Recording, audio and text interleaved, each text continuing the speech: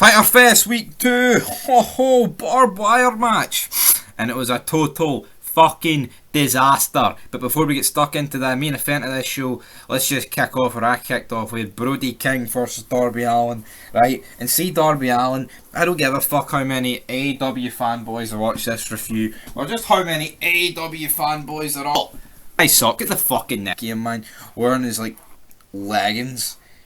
We tight shorts. Who the fuck does this guy think he is? He's an absolute bum, and I'm glad Brody King hit him with an absolute brutal. What's his maneuver? The Gonzo bomb. That was it. Then we have like Sting coming out, and then him and Aleister Black square off, and then like he kind of gets locked in the head. Black missed, and it's so stupid because Brody King or whatever, like. The mist hits him as well, but he no sells it. It's like, well, so Sting's selling the black mist, but he's no sell. Obviously, Sting took more of the black mist. I'm under no illusion that's what happened. But you know, it's like stuff like that. I mean, I'm not saying it majorly. I mean, it's fine. Hero comes out. Shivani, I think, or was it Taz? I don't know. One of them goes on to mention, oh, Miro's had all sorts of matches against Darby Allin, but here he is. He's out. Oh, then have the best friends. Oh, the best taking on. The Blackpool Combat Club. What's that? Here screams from the back. Who the fuck are the best friends? Well, names that would be on par with The Rock and Stone Cold. Trent Barretta and Chuck Taylor. Crickets. Yes, that's what you're hearing. Crickets. Fucking absolute fuckfest, man. I mean, they're all hitting their finishers, pile drivers, and they're all kicking out at like fucking 2. It's embarrassing. I don't even give a fuck, man. I don't care. The BCC one. Oh, yeah. We then have Christian Cage and Luchasaurus versus the Fraternity Blondes. Thankfully, Christian wins, but we were supposed to care. And then like Jungle Boy comes out, and it's like, well, hold on here. Why is like Christian scared of Jungle Boy? Christian's been cutting. I've seen like the odd Christian promo in the past couple of weeks, but Christian's been doing the best shit we've seen on this show, like, so don't really understand what's going on. Then we have the Gun Club backstage. Like, at this show, I've been in the business for years, like, I mean, it's an absolute shot of shite, if we're being honest. Ricky Starks is champion. There's championships and circulating in AEW. It's a fucking disaster, and not a good way, like, not like 2001 we had all the WCW titles, you know, it was fucking cool action scene city. Here, it's just jobbers. Then we have FTR and thing, right? Dax Hardwood, after like the other guy bores us to death for like 2 minutes, talks about this 5 on her heart, but she won't need oversorks her hardest and gets all whatever, right? And this is like a story, I guess. I mean, it is the guy's daughter, but then he goes on to to compare it that this match he's going to have against the Briscoes, right? And I have no problem with people like bringing like real life events into wrestling, but seeing you have guys like fuck the Revival, most of the people in AEW just like breaking kayfabe in every promo they've got. And I'm not talking about him breaking kayfabe in terms of mentioning his daughter. I'm talking about like when they say it, like they break the fourth wall constantly, and then like they tie in that they're gonna fight their hardest against the Briscoes in a predetermined match that's fake. That they always mention stuff like that. It kind of takes away from your daughter's like what you're trying to get across. It's like, you know, if you get what I'm saying, you get what I'm saying. It's like you can't just be saying, oh, this wrestling's real and we're 100% sticking to kayfabe, and then the next minute not be doing that. It undermines everything you're going for. But yeah, good that his daughter managed to pull through on that. But we had Jay Lethal backstage, and of course they're more hyping up an AEW match here, but to be honest, I'm more intrigued in his tag team match with Ric Flair.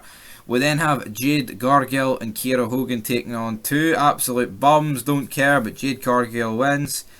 It comes that artist who I don't actually fucking know, to be honest. But now, guys, it is time for your main event of the evening. Oh ho ho, brother, testify!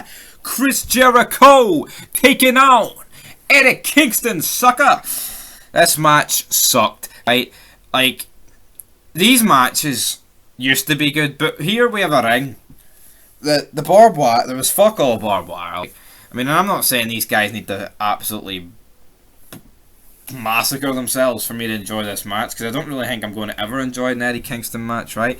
But it's like the ropes are barely covered in barbed wire. Back in the day, the ropes were barbed. Like, there was no ropes. The actual ring was surrounded by barbed wire. Here, it's a little bit of barbed wire.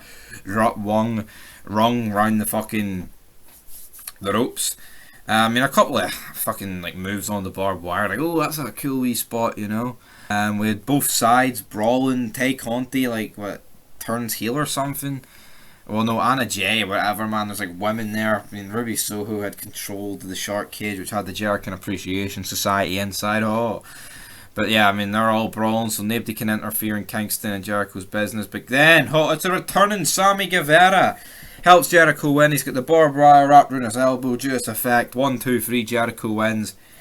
And then, oh, like, even if this match was good, right? Well, two things, right? Even if this match was good, this would have ruined it. But Eddie Kingston's physique is atrocious. It is fucking atrocious. See, for him, goes, you're fat shaming, man. You can't say that. What about when like these wrestlers come out and they can't take that fans are burying them, and they like call them like fat virgins that live in their mother's basements? Albeit most of them are, and I'm totally agreeing with that statement. It's like, well, I mean, you can't have it both ways. You can't call someone else what you can't take being called, you know? What happened to sticks and stones may break my bones, but words will never hurt me? I don't know, guys, but Eddie Kingston's a fat bastard. But yeah, we have at the end, Guevara is holding Kingston. Jericho's about to hit him with barbed wire.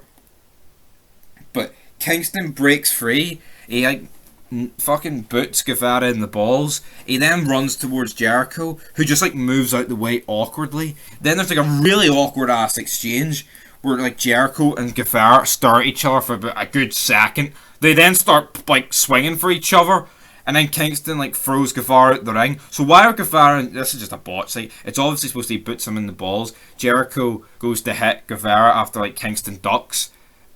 But no, timing's off. It's awful from all three, to be honest. You know, I mean, it's probably more. I mean, it's probably more Jericho's fault, to be honest, the way we look at it. And Kingston just grabs Jericho and throws him onto the bed of barbed wire to end the show. It was an awful botch. AEW's full of them. It wasn't quite as bad as the exploding ring, but fuck, it was near enough as bad. It was horrendous, guys. At least it wasn't a pay-per-view. It was just a normal show. But anyway, that'll do your episode review of Dynamite. Botched barbed wire death match. That's it. But until next time, it gets a 0. It was fucking horrendous.